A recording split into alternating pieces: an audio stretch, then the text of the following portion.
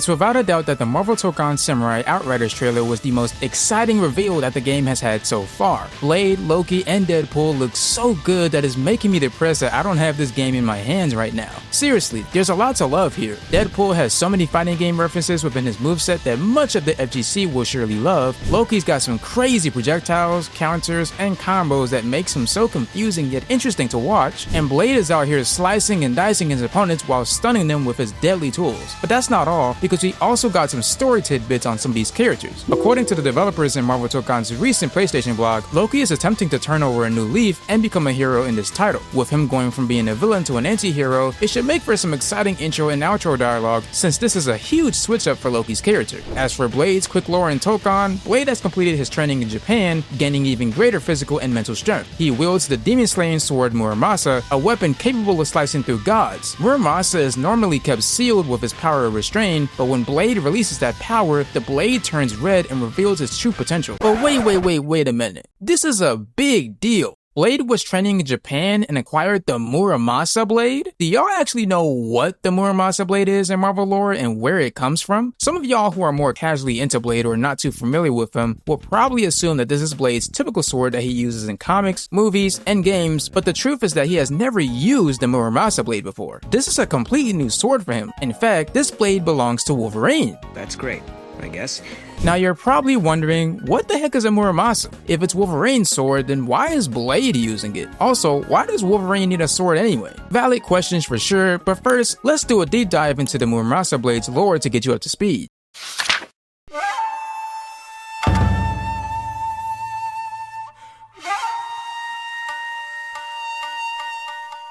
Muramasa is a legendary demon blacksmith in Japan who is based on the real-life Japanese blacksmith Sango Muramasa. In the Marvel Universe, not only is he immortal, but his greatest supernatural ability is being able to forge souls into swords to make them stronger. He can literally remove pieces of a person's spirit and bind them into metal, giving each blade a personality and supernatural ability. The first sword Muramasa ever created was the Black Blade, which was forged using a piece of his own soul. Because Muramasa himself is actually an insane person, that insanity became part of the blade. However, what makes this blade special was that it grants its wielders incredible strength and physical resilience against injury. The downside to this is that the longer someone carries the sword, the more the sword slowly consumes their mind, turning them increasingly violent and bloodthirsty until Muramasa's madness effectively becomes their own. There was an event in the comics in which an evil organization tried to get his hands on a sword, so Wolverine and Jessica Drew, aka Spider-Woman, were trying to prevent the Black Blade from falling into the wrong hands and causing countless deaths. However, there were moments when the blade possessed both Wolverine and Jessica, showcasing Muramasa's insanity in each of them. In the end though, after violently searching for the Black Blade due to its incredible power, Silver Samurai finally acquired it for himself, and unlike Wolverine and Spider-Woman, Silver Samurai was not possessed by it. So while not exactly in the perfect hands, the sword won't be the cause of countless innocent deaths this time. Wolverine's journey with the Muramasa doesn't end there though, as the demon blacksmith will once again create another sword with Wolverine in mind. There was a point in Logan's life where he tried to leave his violent past behind, so he traveled to Japan and found a legendary sensei who trained him and gave him the peace and calmness he always desired. While living in Japan, Logan fell in love with a woman named Itsu. The two eventually married, and not long afterwards she revealed that she was expecting their child, Akihiro. However, an ancient mutant warlord named Romulus wanted Wolverine to become a weapon again rather than live peacefully. So, Romulus arranged for the Winter Soldier to kill Wolverine's wife, Itsu, to emotionally devastate Logan and push him back into the cycle of rage and violence that Romulus could exploit. Moreover, Romulus actually took baby Akihiro from Itsu's corpse by cutting him from his mother's womb. The only reason Akihiro survived long enough in his mother's womb is that he too has a mutant healing factor like his father, Wolverine. But Romulus ended up leaving Akihiro on the doorstep of a wealthy Japanese family, where he later grew up being nicknamed by neighbors with the slur Daken because of his mixed heritage. However, after discovering that his adoptive parents did not truly love him and were going to have a biological child, Akihiro killed his adoptive family and was expelled, rejecting the name Akihiro and naming himself after his nickname Daken. He was later approached by Romulus, who adopted and trained him to become a ruthless killer. The sad part about this is that Romulus conditioned Daken to hate Wolverine for allegedly abandoning him and his mother, while also blaming him for her death. But consumed by grief and vengeance due to losing both Itsu and Akihiro, Wolverine climbed a nearby mountain in search of the legendary swordsmith Muramasa in hopes that he could carve him a powerful sword for vengeance. Upon asking him, Muramasa agreed to create a sword worthy of Logan's revenge. To forge it, he infused the weapon with Logan's own blood and a piece of his own soul, then performed mysterious rituals before telling Logan to leave and return only when the blade was complete. Over the following years, Muramasa refined the weapon into one of the deadliest swords ever forged in the Marvel Universe. It can cut through virtually anything, including solid adamantium. Additionally, anyone with a healing factor cut by the blade will take several days to recover from the wound, provided they survive the encounter with the person wielding it. Before Logan could reclaim the sword though, he was captured and enrolled in the Weapon X program, which transformed him into the ultimate unstoppable killing machine. In addition to bonding his skeleton with indestructible adamantium, the program wiped Logan's mind clean of his pre-existing memories to provide a clean slate for them to reprogram. He eventually escaped this program and rejoined the X-Men, but years later, there was an event in the comics where Scarlet Witch was overwhelmed by grief and mental instability following the loss of her children. She suffered from a breakdown and later rewrote reality, somehow causing most of Wolverine's memories to be restored. Logan saw this as an opportunity to settle old scores with everyone responsible for the tragedies in his life, including the main culprit, Romulus. One of his first stops was Muramasa, who finally presented Wolverine with the completed blade and urged him to wield it with the fury of a god. From here on out, things start to get really crazy. Wolverine stops at nothing to end the lives of those who wronged him. However, during the middle of Wolverine's vengeful quest, Captain America intervenes to stop Logan from going wild. Both of them engaged in some serious combat, and Captain America briefly gained control of the Muramasa sword and slashed Wolverine across the chest. Unlike normal injuries, the wound refused to heal quickly because of the blade's supernatural properties. Driven into a berserk rage, Wolverine recovered the sword and nearly attacked Captain America before Cyclops, Emma Frost, and Hellion stopped in.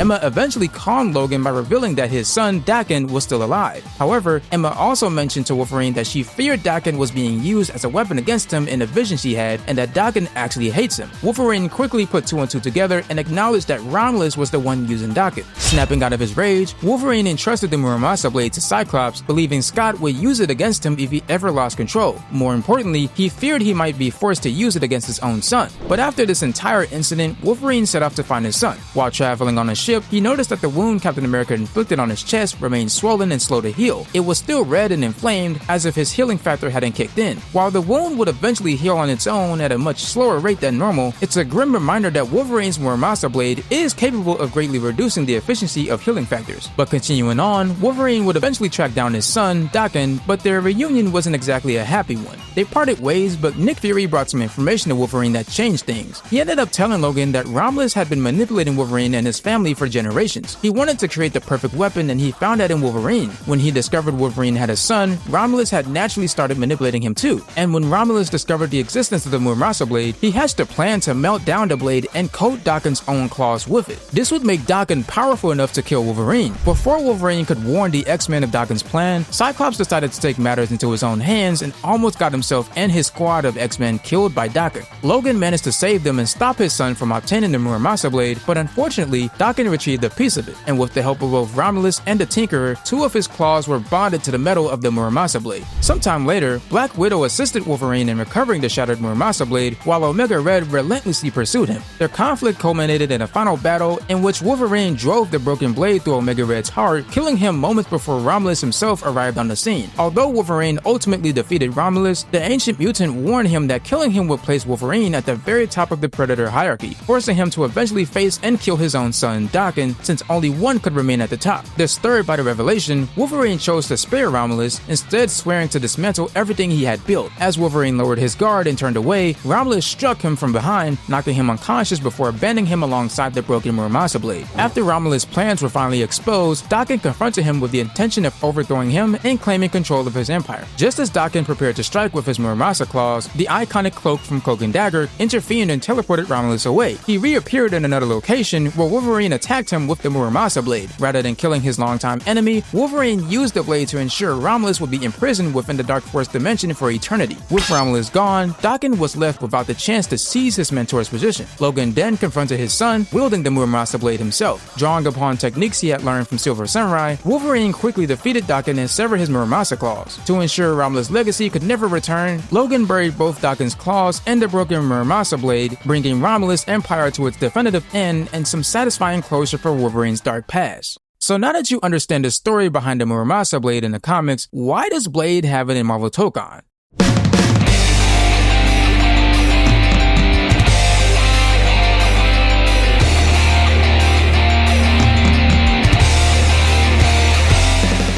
Based on what we know about the Muramasa lore and Blade's story in Marvel Tokon, there are two things that could be happening here. The first possibility is that Muramasa forged another sword for Blade, meaning that it's possible Wolverine's Muramasa stories still happen in Marvel Tokon's universe. Blade's Muramasa sword is a completely different one from Wolverine's because it turns red when it's at full power. Wolverine's sword doesn't do this at all, as it always was just red. Even when Marvel Comics changed it to be a conventional sword color, it was always at its full power no matter what. Additionally, Blade's Muramasa sword is said to be a weapon capable of slicing through gods, while Wolverine's Muramasa Blade has many feats, such as cutting through the armor of a Shiva robot on a molecular level, slicing one of Cyclops' optic beams into several different beams and reflecting them in different directions, greatly reducing the efficiency of a superhumanly fast healing rate, and cutting through solid adamantium with the utmost ease. Slicing through gods is not on the menu, so Blade's Muramasa sword looks to be the more powerful one. Let's just hope that Virgil from Devil May Cry doesn't take a trip to Tokon's world and tries to steal it just like he did in his Marvel vs. Capcom 3 arcade mode. The next and last possibility is that Wolverine never actually owns the Muramasa Blade in Tokon's universe. Remember, Marvel Tokon is set on Earth 358, a completely different world than the comics, which is mostly set on Earth 616. So it's possible that Arc System Works is going for a completely different story for the Muramasa Blade this time around and adding their own spin on things. It was said by the developers that Blade has completed his training in Japan, gaining even greater physical and mental strength. There was a time when Silver Samurai trained Wolverine to use the Muramasa Blade better, so I could see them adapting the storyline for Blade. And this is a pretty big deal because it kinda hints that Silver Samurai could be making an appearance in Marvel Tokon somehow. He could be a background character on Blade's stage if he has one, he could be mentioned in Blade's quotes, or he could actually be a playable character. Remember, Silver Samurai has a huge interest in the Muramasa Blade, so it's not far-fetched to believe that he will have some kind of involvement in Blade's story in Marvel Tokon. Now, the developers could take from the Predator vs. Wolverine comics where Muramasa trains Wolverine to become stronger. Arc System Works probably made it so that Muramasa trains Blade instead. See, I need y'all to understand something. These developers are aware of all of these Marvel stories. Blade having the Muramasa Blade is an insane pull, and I can't wait to see what the developers have more in store for us.